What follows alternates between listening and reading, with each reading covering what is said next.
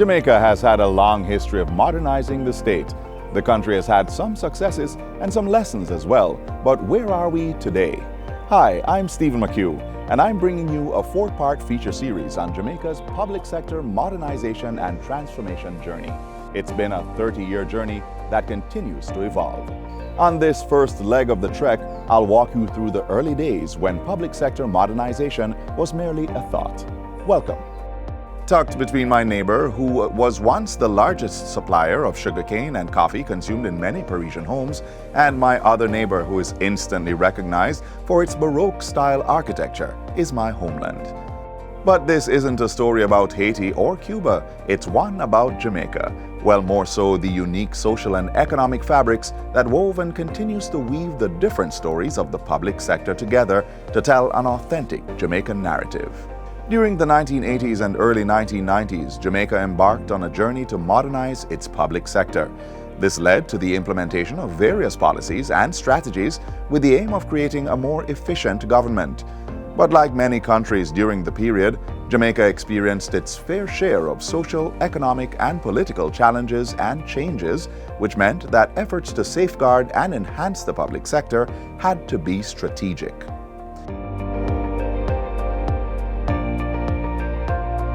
On the economic front, global market fluctuations and the decline of preferential trade agreements towards a country that's largely dependent on exports had significant impacts on our crops, currency, and citizens.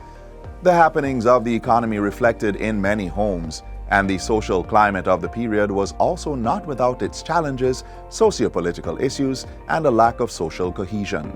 There was now a need to fix what was wrong, and reforming the public sector was part of the plan. Financial institutions really start impacting about the mid-1960s, and very slowly at first. The first time we borrowed money from the IMF was 1973.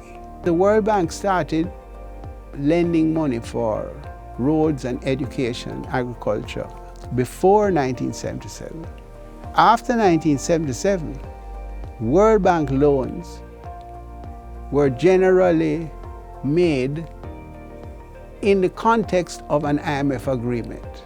Public policy has been influenced, to put it mildly, by the International Monetary Fund from 1977 to now. That is almost 47 years. So the first condition of the IMF agreement is that we must reduce the deficit, get rid of the deficit. To get rid of the deficit means you must cut back on the expenditure on the social reforms. And therefore, people who were benefiting from government programs like land lease, people who are getting land to lease and so on, eventually they would lose those benefits. The Inter-American Development Bank, the IDB, which does pretty much what the World Bank does. They're very, very similar in the kinds of policies that they have, the kinds of loans that they make. And why I say they're important is because they have become a major lender to the government of Jamaica since about 1980s. So those three institutions are really the three most important ones in terms of international financial institutions. Structural adjustment really is getting rid of those artificial barriers and regulations and policies and allows the structure of the economy. Structure just means what does the economy produce.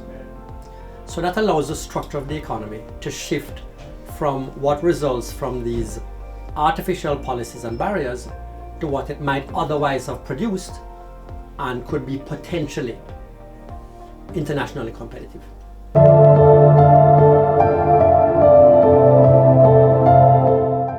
While the structural adjustment programs marked an attempt to address the country's rising debt crisis, improve its economic performance, and the efficiency of its public sector, it had a complex impact on the nation's ability to operate efficiently. The structural adjustment loans started addressing the weakness of the government of Jamaica, its technical capacity.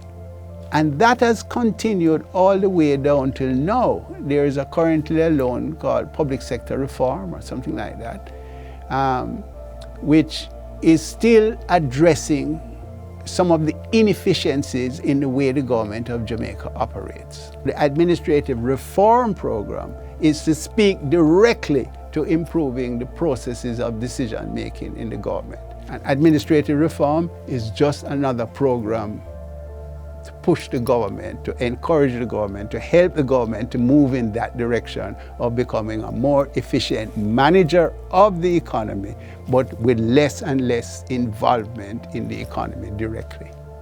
The Administrative Reform Program, or ARP, was designed in the 1980s with the aim of reforming administrative areas of public sector management and improving the overall efficiency of the state. The main reason for that is that the civil service, or the public service writ large, is an important part of the overall economy. What the civil service stroke public service does, it is an important element in providing the enabling environment for people to do business, go about, their operations. It provides services like the JIS, and it regulates the activities of people and businesses. The public service, or the civil service, is so important in the overall economy that there could be no structural adjustment without a consideration of what do you do about the civil service or the public service. It attempted to improve the financial and human resource management in terms of setting up a human resource management information system and financial management information system, introduced the concept of program budgeting rather than input budgeting. This desire to improve the management skills in the various ministries, departments, and agencies of government gave rise to the occupational classification system, which signaled a critical turning point in the modernization efforts. The system reflected the program's emphasis on human resource development and aligning Jamaica's job classification system to international standards. The ARP also moved on the training of public sector workers in areas such as human resource management, project management, performance budgeting, accounting, and organizational management. In addition to that, public sector workers were seeing developments in technology.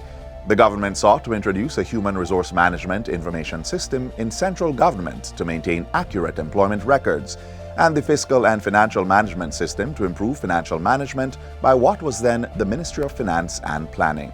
A continuation, the human resource management and intensification of the human resource and financial management improvement programs, the performance standard, just overall better management in the public service. They even looked at salaries and conditions of service. The mission quickly felt like a drama of faded grandeur, because the Administrative Reform Program came with its own set of challenges and deficiencies, including overly ambitious targets, lack of collaboration with government ministries, and inadequate budget. It was time to rethink this approach to modernization of the state.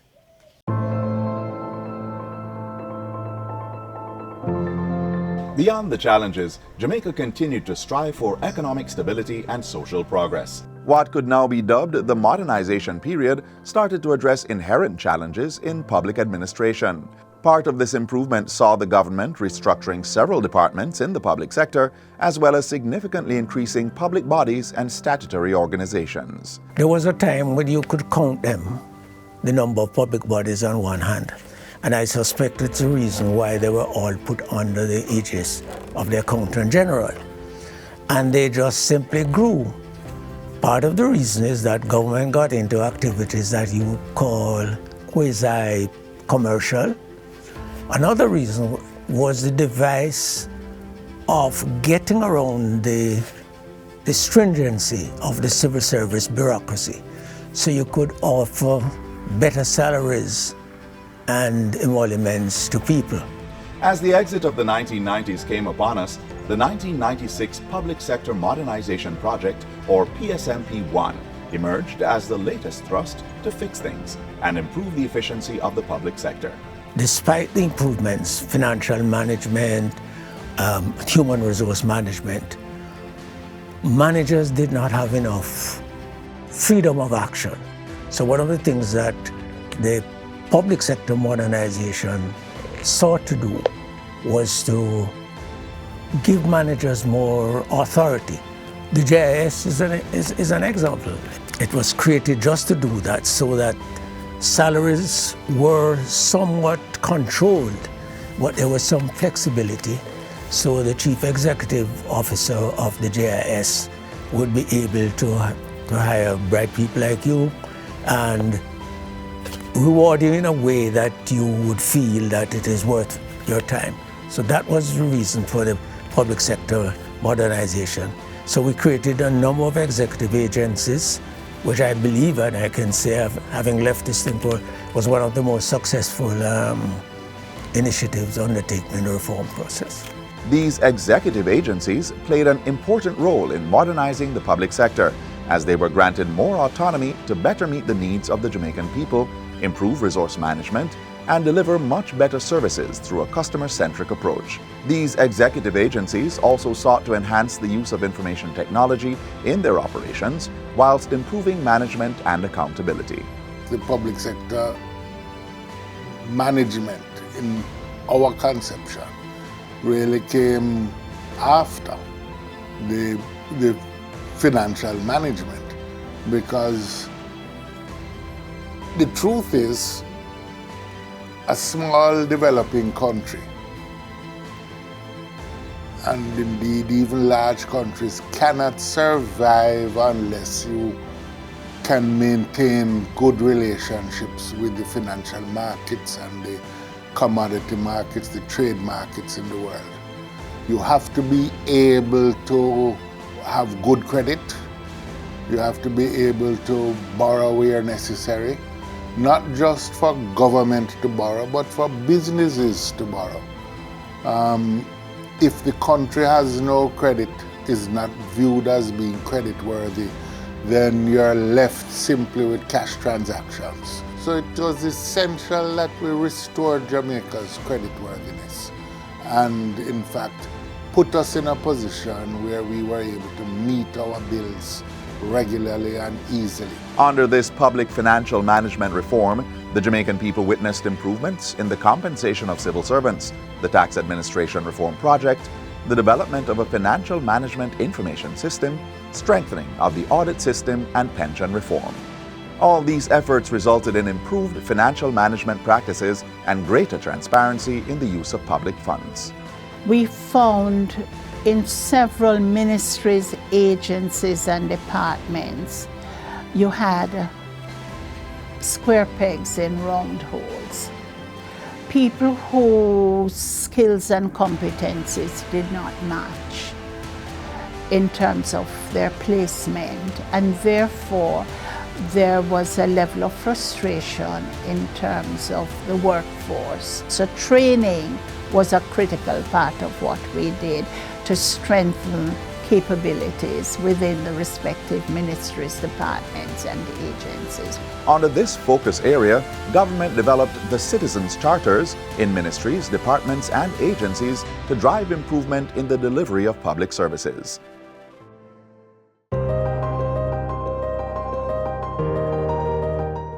The nation's efforts to modernize its public sector in the 1980s and early 1990s provided valuable lessons and insights for countries around the world.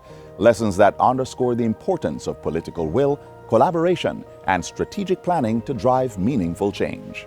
The real story is that these modernization efforts continue to have a lasting impact on the country's future, having laid the foundation for a more dynamic and globally connected Jamaica with opportunities for social and economic progress.